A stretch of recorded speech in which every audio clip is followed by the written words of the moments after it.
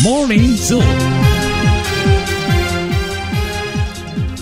Assalamualaikum warahmatullahi wabarakatuh. Salam sejahtera untuk kita semua. Apa kabar? Oke Zoners dimanapun berada, semoga semuanya sehat dan berbahagia, sehat walafiat dan bersemangat untuk mendukung timnas Indonesia nanti malam menghadapi Laos di pertandingan kedua dalam AFF Championship 2024. Senang sekali saya Fadli Sungkara kembali hadir di pagi hari ini di Morning Zone, inspirasi pagi untuk memulai hari. Dan oke Zoners serta pendengar Trijaya bisa ikutan berinteraksi pada pagi hari ini. Mungkin pengen berbagi informasi pantauan lalu lintas dan juga pantauan cuaca, pengen ikutan tebakan skor prediksi Indonesia versus Laos. Karena hari ini kita akan fokus ya bahas Indonesia menghadapi Laos pertandingan nanti malam. Anda bisa ikutan bergabung melalui WhatsApp 0812 111 1046. Dan pagi ini saya tidak sendirian, sudah bersama dengan pengamat sepak bola nasional, papan atas spektakuler bombastis Mutakhir. Ada Bu Ma'ruf El Rumi. Selamat pagi Bu Ma'ruf. Ya, apa kabar? Sama Red Pill Occasion ya, direktur pelaksana di occasion.com ya. Itu nggak boleh ketinggalan ya. Nggak boleh ketinggalan. Red Pill di kan ini kan Occasioners. Oke, mantap. Oke, Bu Ma'ruf, kita coba review dulu ya, penampilan timnas Indonesia di laga perdana ketika menghadapi tuan rumah Myanmar dan berhasil menang dengan skor tipis 1-0 lewat gol diciptakan oleh Asnawi setelah dia dimasukkan di babak kedua. Seperti apa Bu Ma'ruf melihat performa timnas pada laga perdana? Iya, laga perdana pasti tidak akan pernah mudah ya. Apalagi ada beberapa pemain muda, pemain yang mungkin bisa dikatakan mereka masih tidak sepenuhnya punya pengalaman untuk kemudian dengan harapan yang begitu tinggi. Sehingga di awal babak pertama kita lihat bahwa penampilannya masih tidak terlalu mengesankan. Menguasai jalannya pertandingan, tapi ternyata tidak ada satupun tekanan yang dilakukan itu memberikan ancaman. Kalau kita lihat data kan yang sudah dirilis beberapa media itu kan dari 7 kali percobaan tembakan kan 0 target di babak pertama. Saya pikir untuk kemudian dengan penguasaan bola lebih dari 60% ada ketidakefektifan di sana. Sementara kalau kita bandingkan dengan Myanmar yang kalau kita bicara dari sisi head to head sebenarnya kita bisa dalam tanda kutip agak lebih dominan.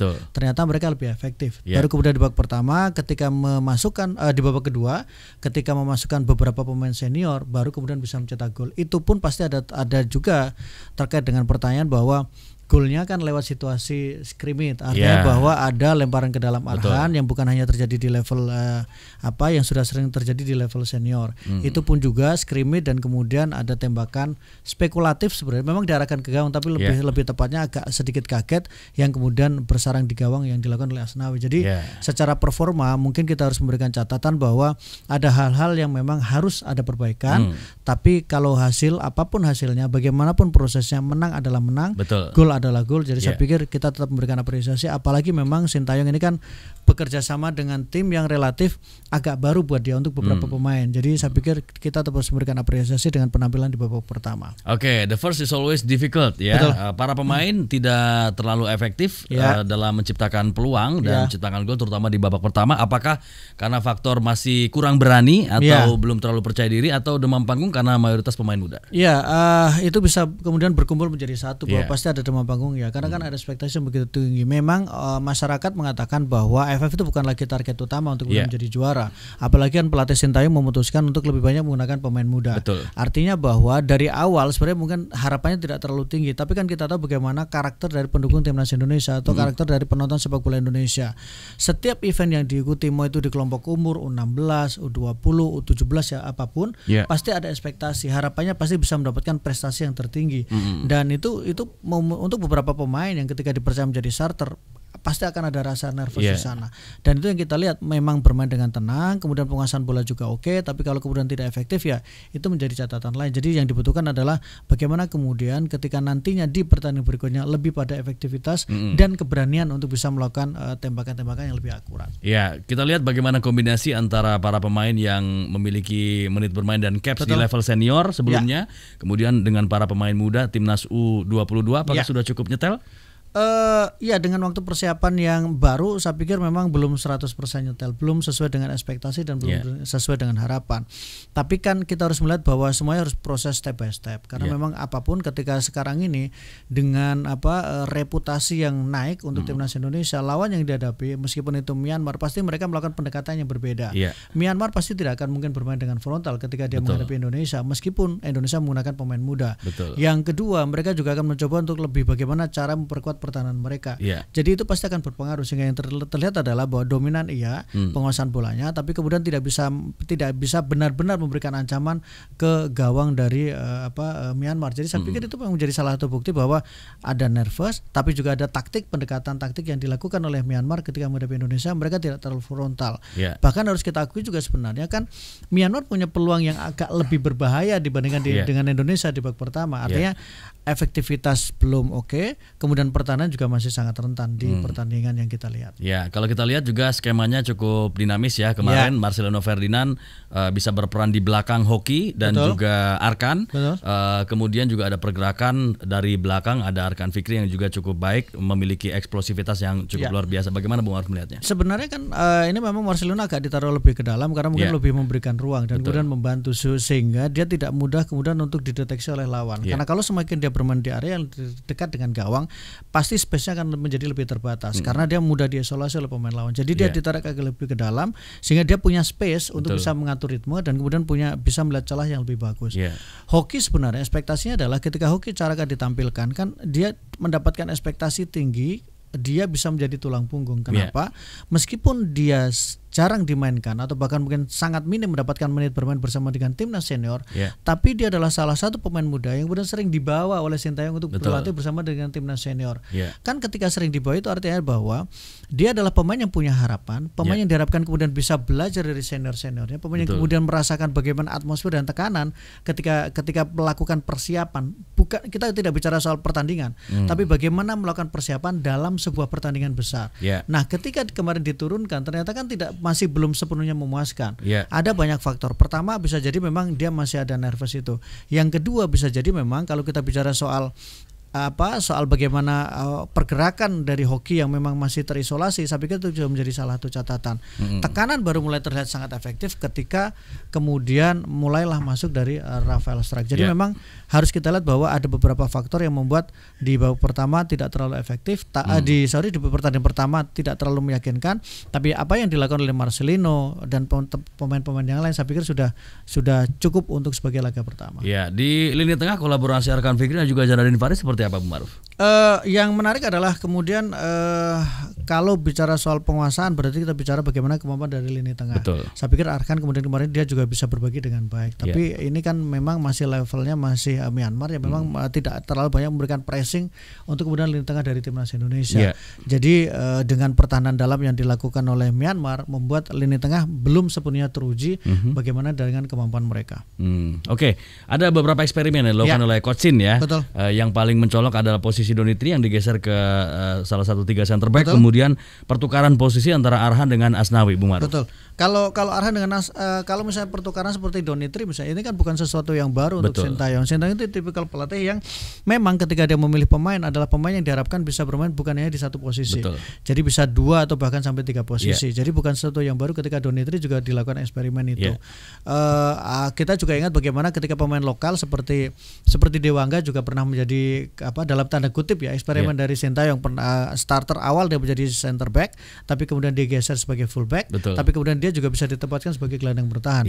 Jadi siapapun pemain yang bersama dengan Sintayong maka dia harus siap untuk adaptasi dari sisi posisi. Nah, pertukaran Asnawi Arhan saya pikir juga memang lebih karena ketika Asnawi tidak diturunkan sebagai starter di awal mungkin karena kan dia masih baru kembali dari klubnya sehingga butuh recovery dan kemudian ketika ada perubahan posisi lebih mungkin untuk membuat efek yang berbeda untuk penetrasi dari sektor fullback untuk timnas Indonesia. Oke. Untuk lini pertahanan apakah sudah cukup kokoh dan juga solid? Kadek Arel, Ferrari dan juga Donitri? Saya belum melihat itu ya. Artinya bahwa ketika menghadapi Myanmar kemudian beberapa kali Myanmar berhasil menciptakan peluang, saya pikir itu masih menjadi catatan. Ada beberapa faktor. Pertama, salah satunya menurut saya adalah karena kan pemain-pemain kita tidak sepenuhnya siap dengan formasi 3 back atau pemain-pemain sekarang ini ya. Sementara misalnya ketika di eranya Indra itu kan Coach Indra Safri itu kan lebih sering menggunakan 4 back ya, dengan 4-3-3 kan itu formasi basic yang diajarkan di Villanesia atau kemudian kurikulum sepak bola Indonesia di usia muda. Jadi menggunakan 4-3-3. Tapi di Sintayong itu agak sedikit diubah dengan menggunakan 3 pemain belakang, kemudian mungkin lebih formasi bisa 3-4-3, tapi kemudian 2 full back dua tengah, dua sayap itu sebenarnya lebih sering turun untuk melakukan coverage dan kemudian melakukan tracking ke belakang. Nah, dengan hanya menempatkan 3 pemain belakang ini, untuk beberapa pemain tentu butuh adaptasi dalam waktu yang singkat.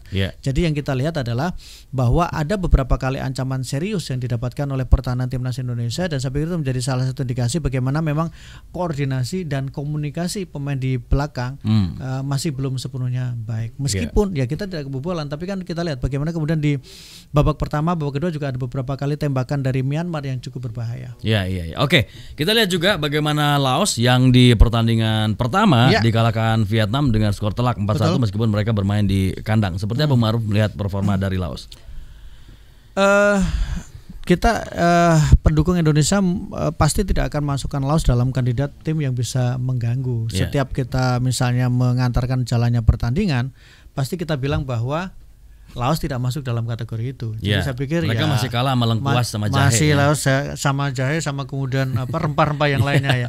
Jadi saya pikir itu memang harusnya tidak menjadi kendala. Jadi apapun penampilan Laos ketika menghadapi Vietnam, meskipun disebut memang cukup menyulitkan Vietnam di awal-awal, tapi kok saya tidak melihat bahwa mereka akan menjadi ancaman serius untuk timnas Indonesia.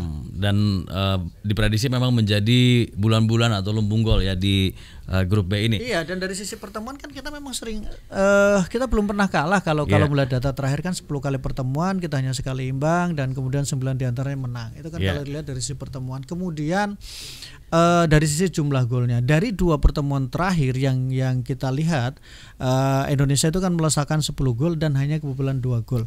Dari data ini menjadi indikasi bahwa menghadapi Laos itu bukan hanya soal menang, tapi berapa gol yang dilesakan. Pasti pertanyaan seperti itu ketika kita Indonesia menghadapi Laos. Jadi harusnya tidak ada kendala. Mau kemudian Laos masih memperkuat dengan beberapa materi pemain mereka yang pernah bersama dengan U16, pernah kemudian bersama dengan U19.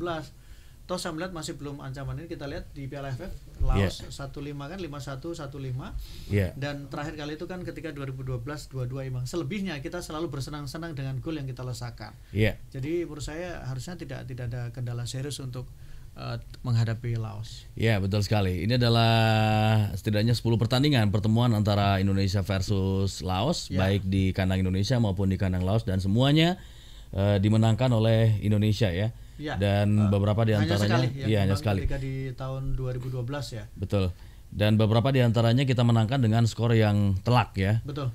Skor besar. Dan memang perkembangan sepak bola Laos juga tidak mengalami perkembangan yang cukup signifikan. Artinya bisa dikatakan jalan di tempat ya. Iya, jalan di tempat. Iya, tapi nggak diplesetkan ya jalan di tempat kan nanti kita nggak kemana-mana. Tapi memang dibanding beberapa negara, memang Laos sebenarnya sudah berusaha untuk bagaimana meningkatkan sepak bola mereka. Kan mereka sempat mencoba melakukan pendekatan ke beberapa pemain yang memang berada di luar negeri atau diaspora mereka yang ada di luar negeri.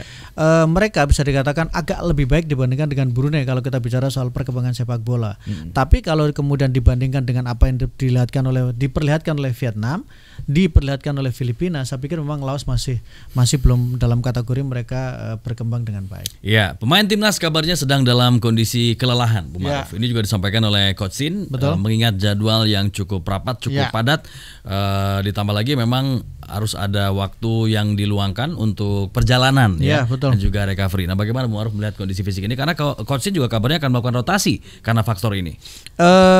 Rotasi pasti dilakukan, bukan hanya persoalan bahwa recovery-nya perlu, tapi memang bagaimana karakter dari pelatih Sintayong ya, bahwa Sintayong ini tipikal pelatih yang sering melakukan rotasi pemain dalam banyak pertandingan. Hampir setiap starting line up dari satu pertandingan ke pertandingan yang lainnya pasti ada perubahan, entah itu 2 atau kemudian 1 pemain. Rata-rata pasti akan ada perubahan.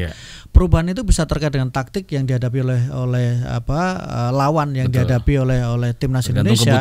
Tergantung kebutuhan. Yang kedua bisa jadi memang karena faktor recovery. Itu juga sangat penting. Apalagi sekarang ini kan AFF ini kan dalam beberapa tahun terutama ketika menggunakan home and away dengan jadwal yang sangat padat, kemudian sudah dalam situasi hawa-hawa liburan dan dalam situasi kompetisi sedang tinggi-tingginya. Karena di Asia Tenggara kan seperti sepak bola Indonesia Liga 1 kan baru dalam kondisi peak tinggi-tinggi sedang dalam kondisi situasi memang membutuhkan energi mereka, sehingga pasti perlu dilakukan untuk rotasi. Rotasi itu butuh karena jadwal yang padat, kemudian harus ada perjalanan, ditambah lagi kita tahu bagaimana beberapa pemain Indonesia termasuk pemain-pemain senior, mereka kan juga sudah sangat padat jadwalnya bersama dengan timnas Indonesia di level senior. Bayangkan misalnya Arhan, meskipun memang Arhan sudah mulai jarang mendapatkan starter, tapi kan dia harus bolak-balik melakukan perjalanan udara, kemudian juga melakukan persiapan. Asnawi juga, apalagi Marcelino Ferdinand yang memang menjadi tumpuan juga untuk timnas Indonesia di level senior. Jadi saya pikir recovery untuk pemain itu sangat dibutuhkan karena faktor liganya sudah dalam komposisi tinggi, jadwalnya sangat ketat. Yang ketiga, pemain-pemain juga, beberapa pemain mungkin juga mulai mengalami kelelahan. Ditambah lagi jangan lupa, Laos bukan lawan yang kemudian harus diperhitungkan dengan starting utama, tapi yang paling penting adalah bagaimana persiapan nanti menghadapi tim seperti Filipina atau bahkan Vietnam, sehingga dibutuhkan pemain dalam kondisi bugar ketika menghadapi Filipina dan Vietnam. Ya, kalau kita melihat materi pemainnya, apakah cukup bagi Coach Shin untuk melakukan rotasi supaya memang kemampuannya cukup merata dan juga tetap sama kekuatannya? Ya, ini justru menjadi kesempatan yang baik untuk kemudian menguji pemain-pemain yang mungkin secara jam terbang masih tidak seperti senior-seniornya. Jadi ini justru menjadi kesempatan yang baik untuk bagaimana pemain-pemain ini bisa menunjukkan kemampuan mereka dan juga membayar kepercayaan yang diberikan oleh Coach Sintayong, sehingga kalau kemudian rotasi dengan menurunkan pemain muda, saya pikir itu harus dilakukan. Dan apakah itu akan seimbang dengan senior? Mungkin belum pada level seimbang dengan senior, karena apapun sulit untuk mencapai pada level seperti Arhan, Marcelino, Rafael Strike atau kemudian Asnawi. Tapi yang paling penting adalah pemain ini mendapatkan dan kemudian merasakan atmosfer pertandingan dan yang kemudian mendapatkan kemenangan. Tidak terlalu urgent kemudian apakah mainnya memang meyakinkan atau tidak, tapi yang paling penting adalah menang. Dan kan masih ada waktu untuk melakukan perubahan ketika nanti tidak berjalan skema yang pertama.